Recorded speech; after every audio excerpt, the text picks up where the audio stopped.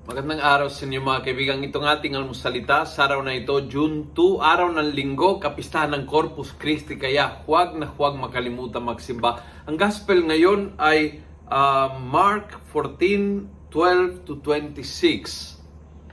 Sabi ng Ebanghelyo, while they were eating, he took bread, said the blessing, broke it, gave it to them, and said, "Take this. This is my body."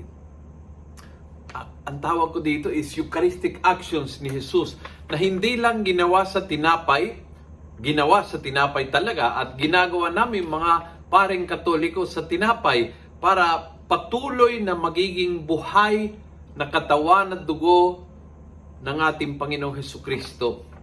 But hindi lang ginawan sa tinapay yan. Yung take and bless and break and give ay ginawa ni Jesus sa iyo at sa akin. Lalo-lalo sa tuwing tayo ay nagkasama sa Eucharistia. Tayo are taken by the Lord. He takes our worries. He takes our fears. He takes our sins. He takes our plans, our dreams. And He blessed us. He blessed us by giving us His Word. He blessed us by giving us His body. He blessed us sa pamamagitan ng pananatili ng Kanyang presensya sa puso natin, and He breaks. Sinisira ng Panginoon sa bawat misa ang ating ego, ang ating matigas na puso, matigas ng ulo. Sinisira ng Panginoon ang ating mga resistensya sa Kanyang kalooban. Sinisira ang pride na nakakasira naman sa ating buhay, and He give us away. Ang ending ng bawat misa is, humayo kayo.